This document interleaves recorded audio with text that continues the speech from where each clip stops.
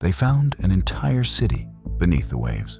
Not ruins, not remains. An entire city, streets, temples, ships frozen mid-voyage that vanished without a trace 1,200 years ago.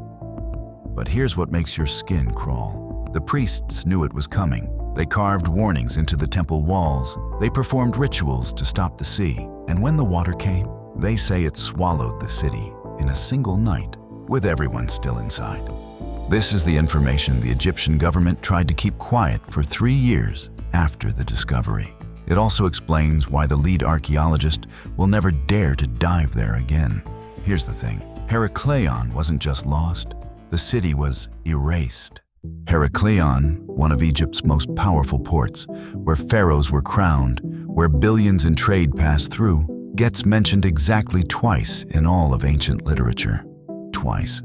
But when you dig into why it disappeared from history, you find something way darker.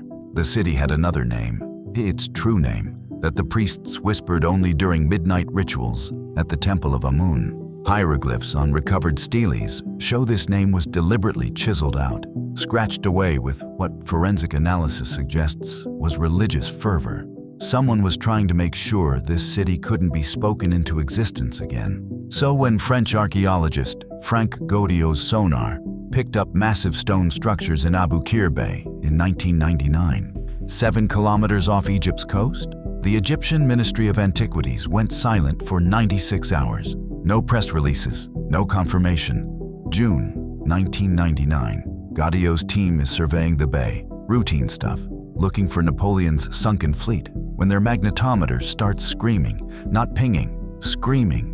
30 meters down, in water so dark you can't see your own hand, they found a black granite temple the size of a football field. 69 stone ships, perfectly preserved, their cargo still in the holds. 16-foot-tall statues of gods no one had seen in millennia. Gold coins dated to the 8th century AD, scattered across the seafloor like someone dropped them while running. Over 700 anchors clustered in the harbor. Ships tied up, ready to sail. One vessel had dinner plates still on a table in the captain's cabin. A meal interrupted 1,200 years ago, now encrusted in coral and secrets. Now here's where it gets legitimately unsettling. And this is why 40% of the original dive team refused to return after the first excavation season. The divers started reporting presences, not ghosts. They're scientists, they don't use that word. But consistent experiences of being watched, followed, equipment malfunctioning at specific sites, especially around the temple complex. But it's not just modern divers feeling this. When they translated the temple inscriptions, cold blood moment, the priests of Heracleion practiced hydromancy, divination through water. They believed the Nile wasn't just a river, it was a living oracle. And at Heracleion, where the Nile met the Mediterranean, the god Khonsu, the traveler of the night, could move between worlds.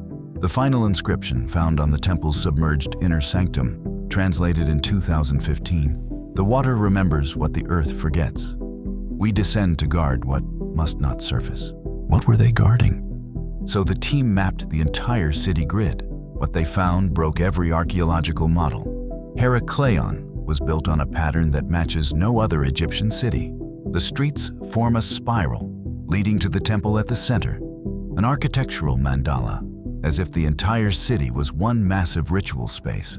We tried to understand why it sank, but the geology made no sense. Stable limestone. So we checked for earthquakes, tsunamis.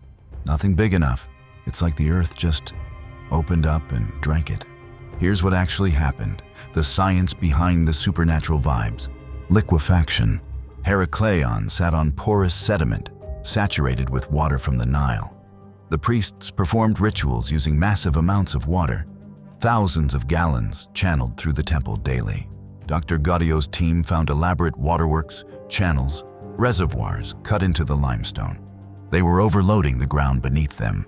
Add in one seismic event, doesn't have to be huge, and the water-saturated soil loses all structural integrity. The ground turns to liquid. Everything sinks. Fast. Geological studies published in 2016 confirmed Heracleion experienced sudden, catastrophic liquefaction around 730 to 750 AH. The city fell 30 meters in hours, maybe minutes. But here's the mystical part science can't explain. 3 separate temple inscriptions, dated decades apart, describe the priests performing rituals to bind the waters, to seal the gateway Khonsu travels. They knew the water was dangerous. They were trying to control something.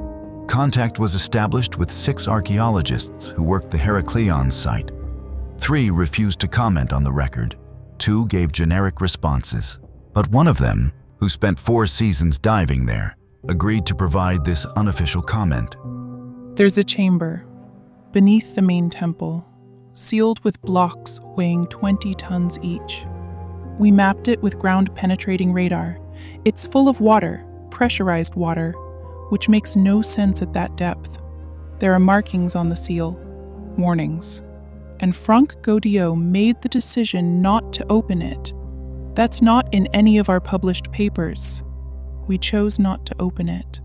We tried to find official explanations, but the ministry's reports skip over this entirely. So we're left with a city that worshipped water, that built itself on water, that created rituals to control water, and was ultimately consumed by it. Here's what we know for certain.